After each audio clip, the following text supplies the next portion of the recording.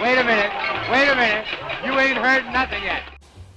Hi and welcome back to the channel. Australian cinema is not really known for its vampires. There was of course Count Plasma, played by Donald Pleasance, in Barry Mackenzie Holds His Own. There was a really bad Australian vampire movie in the 1980s called Outback Vampires, and there was Daybreakers, made by the Sperry Brothers in 2009, and also this one being Thirst from 1979, directed by Rod Hardy, produced by Anthony Arginane, who kind of modelled himself as an Australian equivalent of Roger Corman.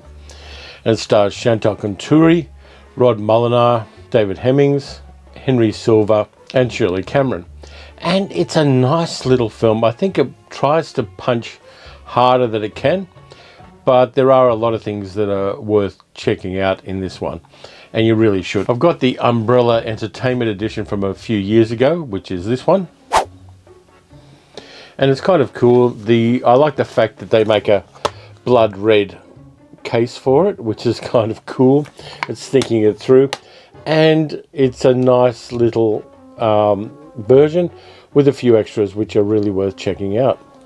Most of the actors in this one, apart from the imports, David Hemmings from England of course, and Henry Silva from America, are local actors who are mostly known for doing television. Chantal Contouri, who stars as Kate, who is a businesswoman living in Melbourne and who is kidnapped by a cult of vampires called the Brotherhood, who are a different species than humans. They don't fly around and turn into bats. They don't do anything really supernatural apart from drinking blood and running very big corporations. Kate, as it turns out, is a direct descendant of Elizabeth Bathory, and they want to kind of get her bloodline back into the fold. So in order to do that, Kate is kidnapped and brainwashed by a cult of vampires. And that's a pretty big concept. They also expand the concept interestingly. The vampires run a farm which is basically turning human beings into blood cattle. They make them docile and they milk them regularly, and they just let them wander around a very idyllic kind of monastery place, which was filmed in a art colony outside Melbourne in Eltham called Montsalvat. And it kind of works. The music's by Brian May, who did the music for the original gangster Mad Max, which is not the name of the movie, you know what I mean, Mad Max, which I think in America, when they did the stupid dubbing of it, was known as The Road Warrior. So Kate is kidnapped by a cult of vampires while her boyfriend, Derek, played by Rod Mullinar, basically is pretty clueless about where she is. Rod Mullinar in this movie has the best porn star mustache you've ever seen. Real props to Rod Mullinar for growing the mustache. He's still around. He's had a career in later years mostly doing voiceovers because he had a very smooth voice, still probably does. And Chantal Contouri kind of left the business in the 1980s, 1990s and ran a family restaurant in Adelaide. She's since come back. She did have a role in the recent remake of an Australian children's classic, Storm Boy. So it's kind of nice to see her back acting again, because I think she's really good in this one. She has to do a lot of different kinds of acting in it. There's the physical acting of running around and trying to escape the bad guys. There's the kind of forthright businesswoman.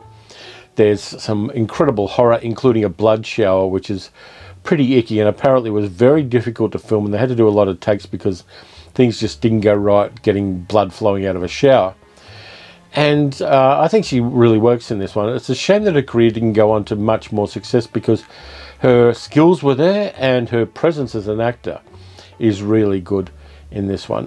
The supporting cast is good as well. David Hemmings is particularly good as Dr. Fraser, the vampire doctor who is kind of sympathetic and wants to try ways of talking her around to rejoining the cult.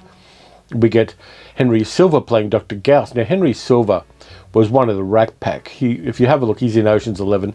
He was also the guy who had a karate fight with Frank Sinatra in The Manchurian Candidate.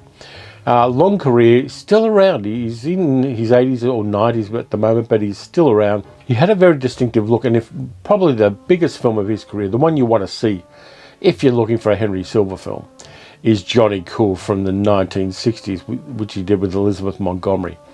Really cool. In this one, he doesn't get too much to do. They wanted David Hemmings and Henry Silva in there for name value, so that when the Australian producers sold it to an American market, I think they sold it to New Line Cinemas, they had a couple of known names in there to kind of hang that off. And that worked well for them. The movie did much better in the American market than it ever did in the Australian market, because at the time, as Anthony Jannane says in one of the extras on this disc, the Australian film industry was into looking at nostalgic white people past. There are a lot of movies made about 19th century pastoral life in Australia, with not too much attention given to Indigenous massacres and disenfranchisement.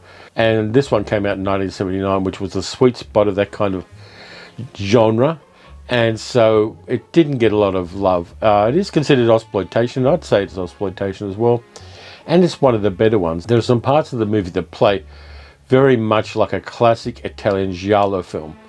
And I like that. I like the fact that they obviously were informed about that kind of cinema, and they used it to kind of flesh out the horror of Kate's situation in Thirst. The other aspect of it that works really well is the blood farm. I really like that. It's a horrible, nasty kind of concept where lots of healthy young people are organically farmed to supply blood to vampires, which are usually supplied, from the look of things, in milk cartons, kind of like a milk delivery. And there's very much the sense, due to the kinds of actors they get to play the vampires, that this is an international consortium working underneath the mainstream capitalism to supply blood to the vampires, which gives them strength and which gives them longevity.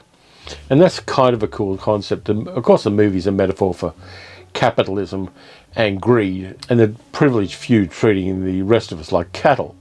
That metaphor is definitely there and was definitely a part of the plan.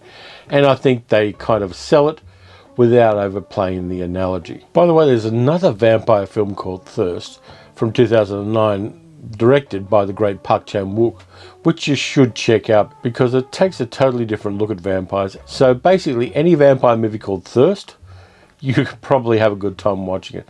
Of course, the Park Chan-wook movie is a much better film than the 1979 version, but I always find it interesting that to kind of compare and contrast two movies that have the same name. I really enjoyed revisiting Thirst. I hadn't seen it since, I think, VHS days. And I know I saw it in the cinema when it first came out, but I can't remember when. As I said, Ozploitation is an interesting genre, but you really got to cherry pick. There's a lot of bad stuff out there in Ozploitation. People don't often tell you that, but there is.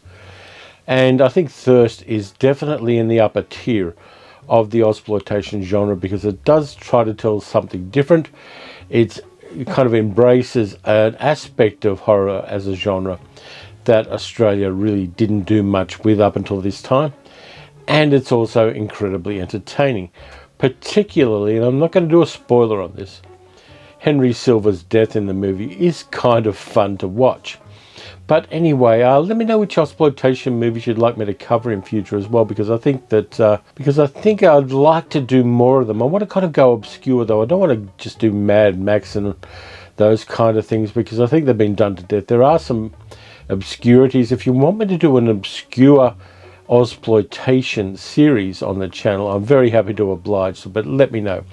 Anyway, thank you very much for watching. The usual things: subscribe, support me at patreon.com/paleocinema, and watch some good horror movies, watch some bad horror movies, watch a couple of rare Australian vampire movies, and I'll catch you next time.